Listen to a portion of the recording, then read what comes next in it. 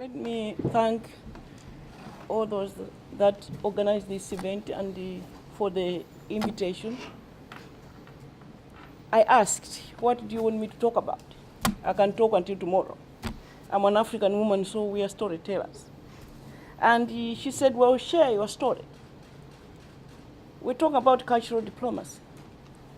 And I thought that for the purposes of the time that I've been given here, allow me to dwell on the participation of women in leadership.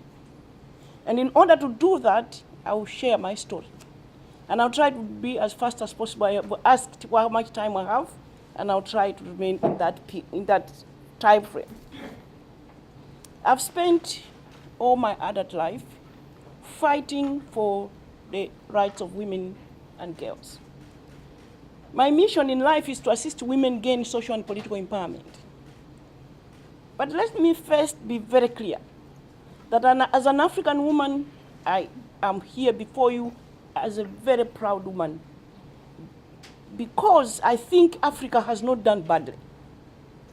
Africa has had 4 female presidents. And the country with the highest number of members of parliament that are female is on the continent of Africa, globally. And the country with the highest number of members of parliament, in cabinet ministers, is on the continent of Africa. The 4 women that have served as presidents on the continent are Ellen Sirleaf in West Africa, Joyce Banda from Southern Africa, and Catherine Panza in Central African Republic when she was a transitional president, and now Mauritius has a female president. And some people have asked, how did this all start? I have been very fortunate in my life that the issues that I have championed originated from personal experience. And so therefore, I am going to dwell on leadership and how education for the African girl leads into that leadership and what we all must do. I was born in a matrilineal system of marriage. And the tradition in that system was that my grandmother must give me her name, and therefore when she dies, even if I'm 10 years old, I become the matriarch of the family. A British nurse came to start a clinic in that village, and I was born in that clinic as the first babies that were born there. The next day she's going round, she finds my grandmother holding this baby. What is the name of the baby going to be? Instead of her saying, well, tell her she'll take my name, she says, ask her what her name is. And this woman says, I'm Joyce. She says, okay, then that's the name of this baby. She's going to grow up to be a very powerful woman, and she's going to build clinics like you have done. Secondly, in my tradition, you are brought up by your grandmother. So my mother should have handed me over to my grandmother at 18 months. My father was one of the first recruits of the Malawi police band, so he lived 15 kilometers away. Excited that he had left the village, set up his in town, he insisted to take his daughter along with him because I must send her to school. My grandmother says that won't happen. They compromised and decided that they will share me, that I will be in town with my father Monday to Friday. Friday I'll go and stay with my grandmother so she can train me whatever she wants to train me as a village woman preparing to become nothing else but a housewife. So every Friday I would go home, and without fail, a friend of mine from the village would be sitting by the roadside. Her name was Chrissy, waiting for me. And I would come and we would walk into the village and we would talk about what I had seen in town for the first time. I remember the first time I spoke on the telephone telling her how wonderful it was to hear another voice at the end of this thing that I was holding. And she wondering, how can that ever be? She taught me all about village life. She went to the village school. She was brighter than me. I know so because she was first position every class and I was not. We got to the end of primary school. We were both selected to the best secondary schools in the country. She went to St. Mary's. I went to Providence Secondary School.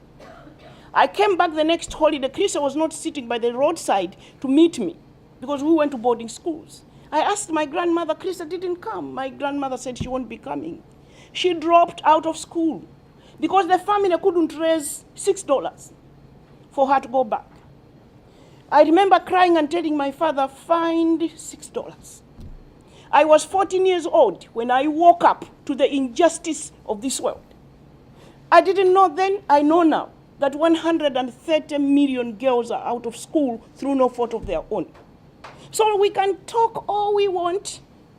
There is no way we are going to be proud as a family of the United Nations if 130 million girls are out of school and being abused. I made up my mind at that age that I was going to grow up and send as many girls as possible to school. It would be too late for Chris, but at least I would send, and I'm proud to say that as I'm sitting here, I've sent 5,000 girls to school, I've built schools, but I was also proud in 2013 to bring Chris to New York. And she was in the same room with Gordon Brown as envoy for education. She has now become the champion in the village who goes about looking for needed girls that I sent to school in the free secondary school that I've built in the village. So that is education. Health. In 1984, I went to give birth to my fourth-born child and suffered what they call postpartum hemorrhage. I was bleeding to death. That is the highest cause of death for pregnant women in Africa. When you go to a traditional birth attendant, you give birth there, you start bleeding, that nobody can stop it, you die. And I was bleeding to death. And my husband knew one of the only 3 gynecologists, went, got this gynecologist and came and saved my life. And I woke up. Why is it that women must die giving life? Here in the West, a woman is pregnant, the next thing is you begin to shop around. These days, I'm told you even know the sex of the baby before it is born. Where I come from is a time of anxiety. You don't know whether when this woman goes, she's going to come back or she's going to die. And I woke up and I made it my mission in life to fight this unnecessary death and to make sure that I save as many women as possible from dying unnecessarily. And when I became president, I banned the delivery of babies by birth attendants. And I engaged local communities to make sure that we reduce the number of people dying. The next is domestic violence. I was married in an abusive marriage for 10 years. I can't talk about the fights, we'll go until tomorrow. But gender-based violence demeans a woman's integrity, a woman's respect. 1 out of every 5 women is abused every day. And I made up my mind that I hope I can grow up to be in a position to fight gender-based violence. So I was fortunate that the moment that I became member of parliament, at age 54, which was late, people in my community started saying, you've done so much work, don't you think you should be sitting in parliament where laws are made so that you can help pass laws that protect women and girls? So I went to parliament at 54, and I was fortunate that straight away I was appointed Minister of Women and Children. And I went looking for a bill that I would take to parliament. And I knew that the men in my country in parliament would resist the passing of that law. We struggled. But at the end of the day, on the 19th of April 2006, we passed that law. And I called it Domestic Violence Bill because I wanted all the men in parliament to support me because they would know that it affects them as well. Because men can also be abused. Women can be abused, children at household level. So it was Domestic Violence Bill. And I'm glad that we finally passed that bill. But most critical is leadership. Women, I don't know if we know, but women's leadership is under attack. You find that from Australia, Julia Gillard, all the way to Brazil, Dilma Rousseff, Chile, United States of America, Africa, everywhere, women, yes, we agreed in Beijing that we would get our women to State House. And we even agreed we would go to parliament, and we even agreed we would go to boardrooms. We have made progress. The problem is when we get there, we don't know how to stay there.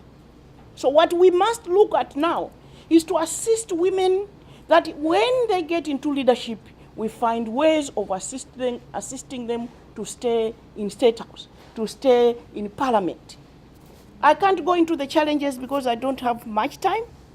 But what I have found as an African woman in Africa is that economic empowerment plays a very key role in helping a woman stand for election, compete on equal ground with men, and find her way to parliament. I at 29, started an organization that I called the National Association of Business Women, because having been in an abusive marriage, I realized that this man abused me because I was economically weak. So I went and spent time with Muhammad Yunus at Grameen Bank.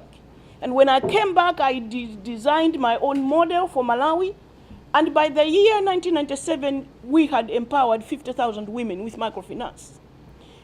But relevant to this discussion today, 4 women in that organization ended up becoming ministers of women and children, members of parliament, ministers of women and children, and in my case, all the way to State House. So there's a stubborn link, whether we like it or not, between economic empowerment and participation of women in leadership. And so therefore, in Africa, I don't know about other parts of the world, in Africa, it is critical, it is important for us to find ways of economically empowering women if we want them to participate in leadership. So what have I achieved? What have I done? My mission in life is to assist women and youth gain social and political empowerment through business and education. I believe that all of us in this room have got our mission statements, but mine, I drew it very late after that abusive marriage, after the break of that marriage. So I was late.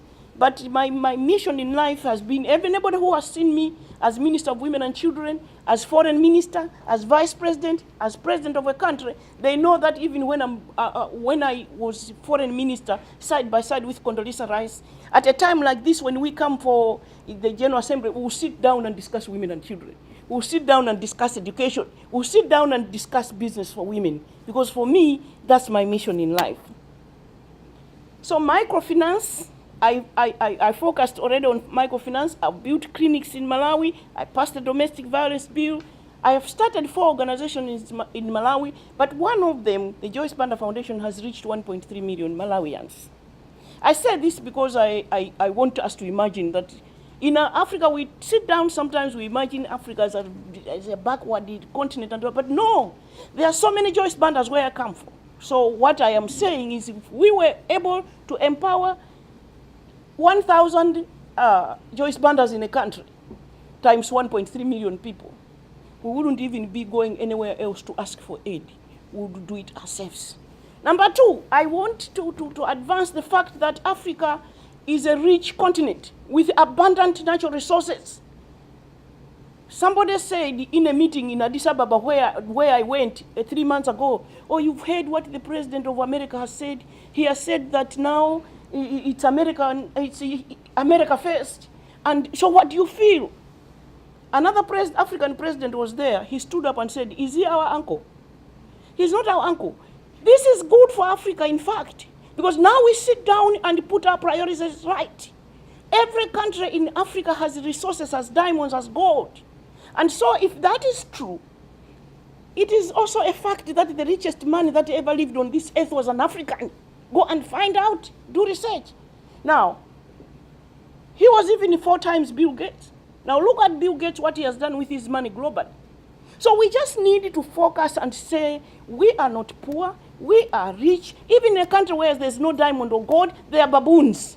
So we can raise money. So we can give what we call cash transfer into poor families. If we can use our resources wisely, if we have diamonds and we say every family shall receive $5,000 for every girl child in that household to go to school, we shall solve our problems. So we just need to be calm. Yes, America for America, Britain for Britain, fine. Then time has come for us also to sit down and say Africa for Africa, and it can be done.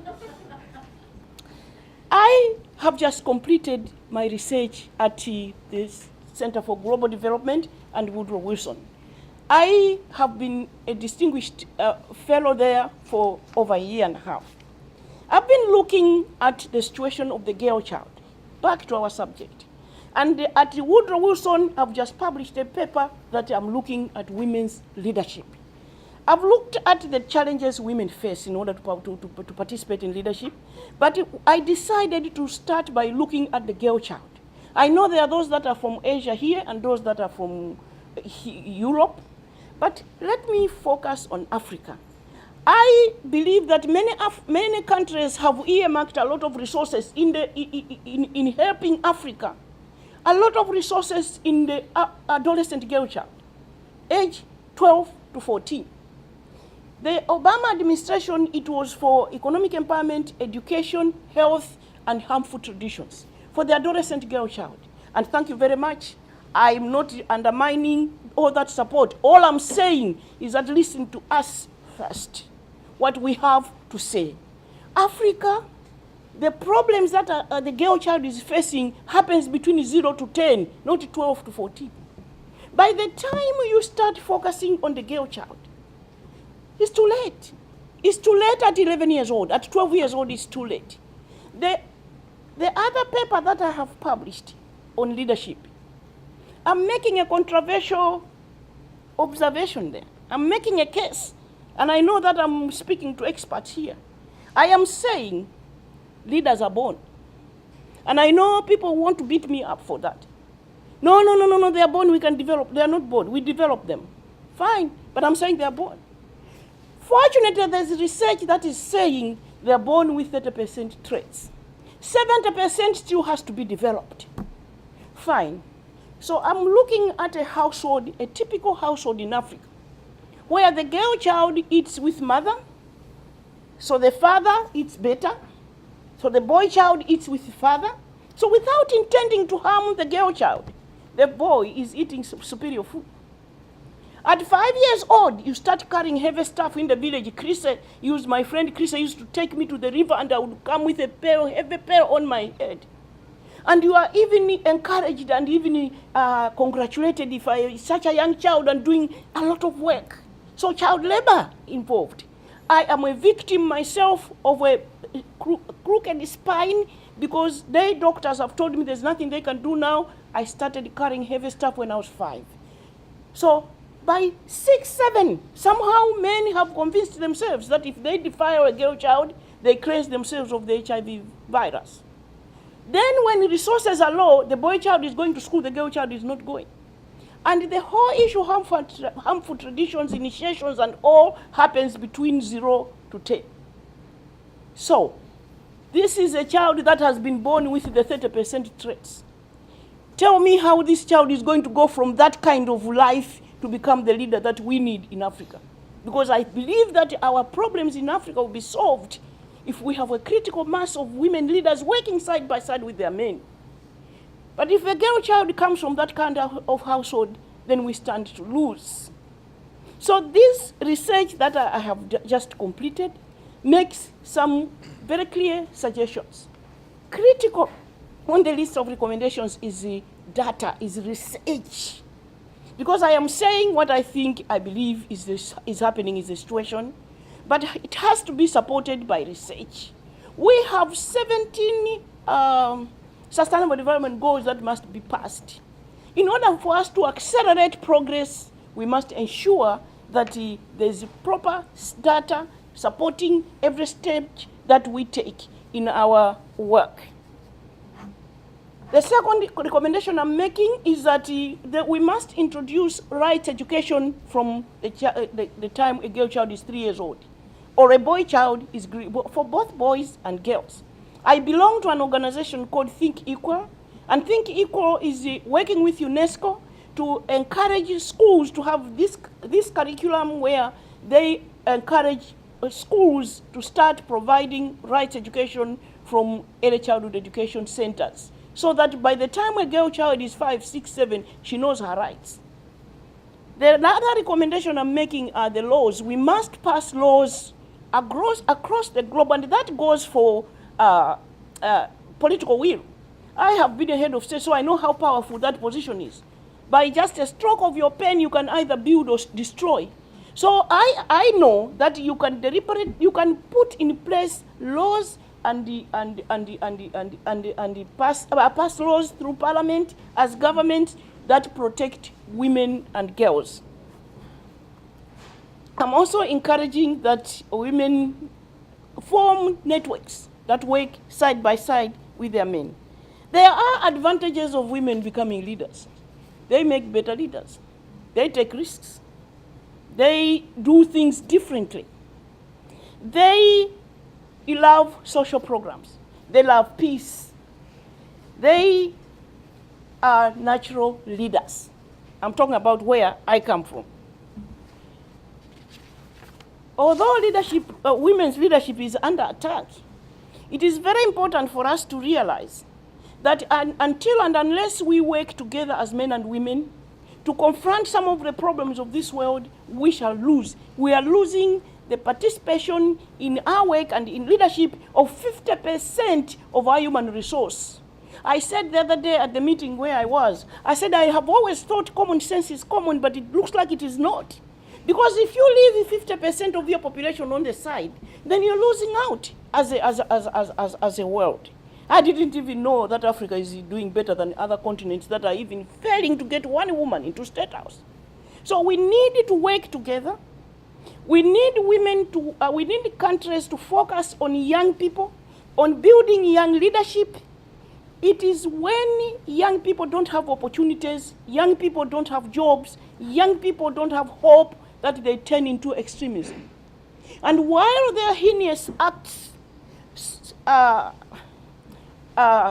bother us and disturb us and make us angry, I think we must also think about what is it that we can do to create space, to listen to them, to speak to them. In most countries in the world, in Malawi included, when I came into office, we were at 149 position on the global index in press freedom. Don't allow them to talk. Civil society is treated like enemies of the state. We need to open up, and we need people to be free to speak, to write, to associate. It's only a country where people are free that prospers. In 1 year, we were able to move from position 149 to position 79. In 2 years, we were able to reduce maternal death from 675 to 460. How? By engaging communities. Even those people that have not gone to school, they know exactly how to go from point A to point B. We are wrong to go to villages and think we can sort out their problems for them. Just like it is wrong for any Western country to think they can come into an African country and dictate on how to run programs there. So we need to respect one another, and we need to listen one another, and we need to forge partnerships. Finally, I just wanted to leave this room with a very clear statement to say that somebody asked me at the UN General Assembly last year, explain to us what you know about feminism. What does that mean to you? I said, well, it means men and women working together. It means building one step at a time, but engaging men so that you achieve more. We don't confront men. We don't antagonize men. If we are saying they are part of the problem, then why can't we engage men to be part of the solution? This woman then turned to me, she was moderating this, and while she was saying, she turned to me and said, I would like to disagree with you. We've been diplomatic enough. Time has come. It's our time. It's our turn. And then everybody, the whole hall went, yeah! And I felt so stupid, and I said, well, if I live like that, this African woman will never sleep again. I needed to respond. So I said to them, Madam, I thought you said I should tell you about Africa. That's what we do in Africa. That's why we have had 4 presidents that are female. That's why the highest number of members of parliament are in Africa. We work together, men and women, and perhaps that's the message that I must leave here. And I must truly thank you for inviting me. And I'm just so proud to see so many gentlemen in the room. Thank you very much. Thank you.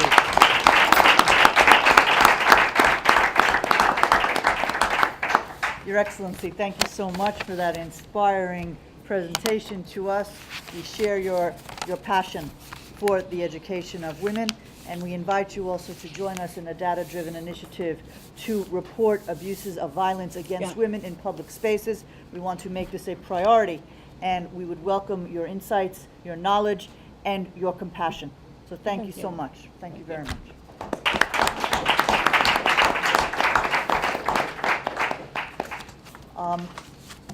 Should we close, or should we take some questions? I think I'm sure there's questions, Yeah, if it's okay with Her Excellency. I think, Your of course. Excellency, Of course. you have some time for questions? No problem. Please, It's a rare opportunity. Anthony. Let me just take a keyboard. That it's not just only domestic policy or international law and international aid and other things like that that seems so concrete and obvious, but it's also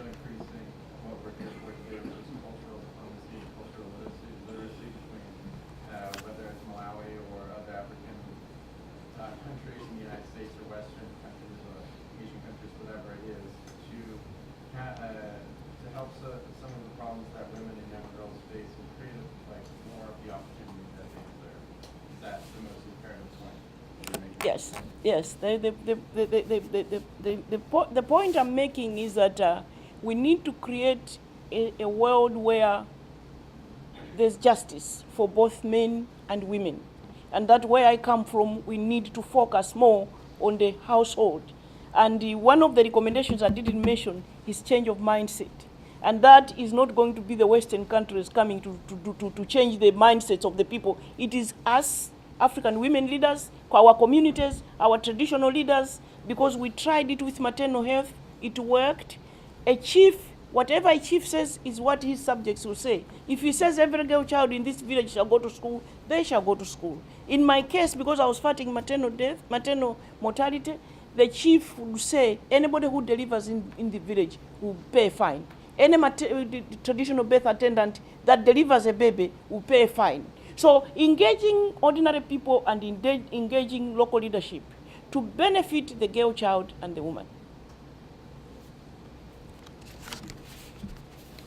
The question, please. My name is Julia. I'm a year master's student in international relations program by you. And Your Excellency, first of all, thank you very much for the very inspiring address. And while you were talking about Africa, I was comparing your country to my country, which is Russia. And it just came to my mind that it may be a different way, but women and girls are still discriminated in the country too. And especially recently, the Russian parliament passed a law where house abuse became decriminalized. So I was wondering, how could you react to that when legislation is not on your side in the country? Yeah, it's extremely difficult. But I think again what aggravates abuse in my country is the poverty and ignorance as well, because I established what I called a one-stop destination for abused women. So the first day I opened that place, I found a man and a woman and a baby, and I thought it was husband and wife. They had been fighting, and they told me no. The man told me no, she's my neighbor. But I heard this child cry every day. The husband, had been raping that child from the time the child was 8 months old. This time she was 18 months. And the man broke the door and went in and found him defiling this baby and went to the police. So he had just been arrested and he brought her to this center. When I quizzed this woman, when I asked her, how stupid could you be that you let your child be abused for 8 months, from the time this child was 8 months, now that's a year. She said, I have nowhere to go. In fact, she was a child herself. So early marriage, she was only 15, she had a baby, she had no parents. This man is the one who provides her livelihood. So poverty has a role to play. So even when there are laws, most of them, it is the women themselves, the husband is arrested, she's the one who will go to the police to say, no, please, now I don't know what to do. In the case of this woman, I adopted her, I gave her a home, but in 6 months I heard that she was crying at the gate, the baby had died, so obviously she had been infected with HIV by the father. So it is hard. Issues that we are raising, sustainable development goals have to go country by country because the situations in our countries are different. As in my country, it is poverty. It is SDG 1 that is the problem. So even if when people know that he can't abuse me, but then he's the one who provides for me, you stay. Yeah. So I think we have to fight poverty first. Because even where the law is, if the law is ignored, and men take advantage because they know that there's nothing you can do. Yeah. Please. Okay. Your Excellency, my name is Noel Dili. I'm from Nigeria. I'm honored to sit next to an African president for the first time. It's something to take home. And I'll start with a saying that goes, we drown in a pool of knowledge, yet we lack information. And it's as a result of this knowledge or information deficits that you have a situation where the electorate in Africa do not understand their voting rights, and that is why you have poor participation of women in politics, and also prolonged leadership by some African leaders. I don't know what view you have as regards that. I think first, it is difficult for women to be elected, to be members of parliament, to represent a community. But women, it has been discovered, they make better members of parliament. The problem is they don't have the capacity to campaign on equal ground. But also, as Madame said, they are being abused. In one African country last year, there were actually women candidates were actually being stripped naked. So they had to withdraw. That is why Secretary Madeleine Albright has launched what she calls Not the Cost campaign at the United Nations to fight abuses against women trying to stand for elected office. But the second part of your question, you said the second part. They do not understand their voting rights. Yeah. And that is why you have poor participation. And also, due to that poor participation, you end up having leaders prolonging their tenures. No, the reason why men are prolonging, leaders are prolonging their term are not only because the voters don't know what to do. Some of it is corruption. Leaders don't want to leave office because they don't know what might be discovered when they leave. And it is not easy to fight corruption now. There are countries in Africa where if 40% of the resources, like in my country, 40% you get donor funds. But somebody declared 20 years ago that 30% of our resources are being stolen. So you just need to look after your resources, and 10% is what you can get from your own resources. You don't need any donor to come and assist you. When they know that they have messed up, and they know that this might be a case, then they don't want to leave office, so they prolong office. Number two, because the people in the villages are poor, they end up getting handouts, gifts. So you end up voting for somebody who is not a credible or a good leader, but because they have bought your vote. That is the biggest problem that we have. So when they talk about democracy, I was listening to the presentation earlier. It is when people are self-sufficient, people are rich, people have money, that they will have an independent mind to say, this person is not a good leader, I'll vote for this one. But when this one has bought your vote, and because you don't have food in the first place, you end up just voting for anything. So it is a challenge, it is a vicious cycle. The 17 SDGs have to be addressed. People must become self-reliant. People must have money in order for them to have an independent mind to stand for election, to vote and to choose the right leaders. Yeah. Your Excellency, what you point out is perhaps this security, development, justice nexus that we were speaking about on Tuesday morning with Yes. the justice there. Yeah, Yeah. exactly. Maybe a Please. final question? Sure. Please. First, Your Excellency, that was a very inspiring speech. There was a larger audience here. There was speaking friends that women's education was given so I can. $6, millions of Malawian girls in Africa. It's very, that's things to understand.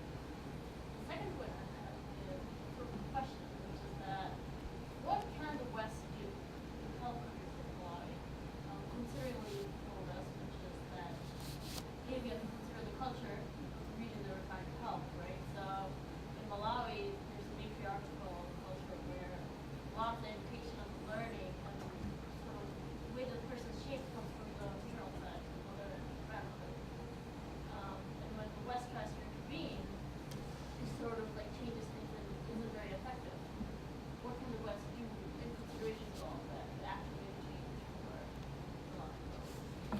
First and foremost, the West must accept that we know what we want, that we know how to change our situation from this point to this point. The last thing anybody wants to do is to come and dictate to us what we need to do. What must happen is to forge smart partnerships, the Western world and ourselves, working together to make sure that we provide the right education for and appropriate education for our girls, appropriate training for our women. And for me, as far as I'm concerned, education is not only when you go into the classroom. Education is also the knowledge that you acquire. So for communities, they must come together and provide civic education to our communities. Make sure that families know what is right and what is wrong. Families must know that a girl child is a human being just like the boy child.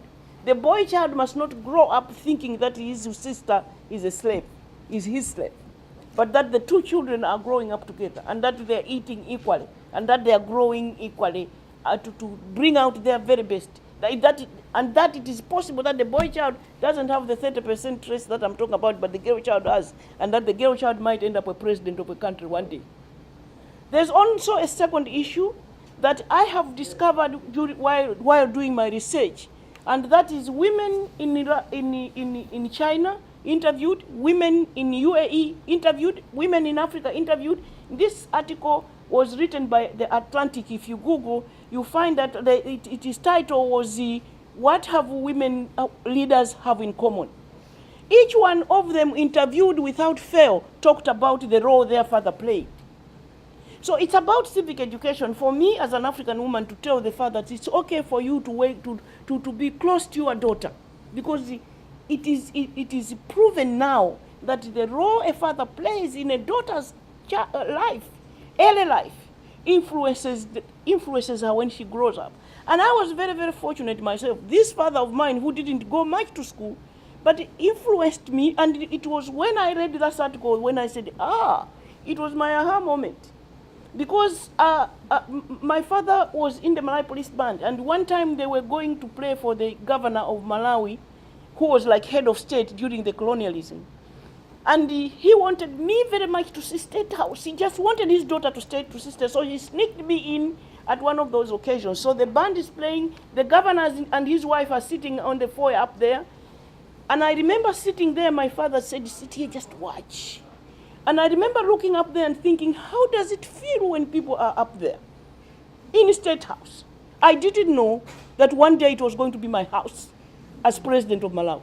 The first time I go to that State House, I remember running up and going there and looking down and said, what happened to my father? Because we would have wanted to see that. So it is what we do to our child to prepare that child to come out, to bring out their full potential, to develop. Yes, 70% will come from the rest of us, but every single day our child must be given the opportunity to flourish. That's education as well. Your Excellency, thank you so much.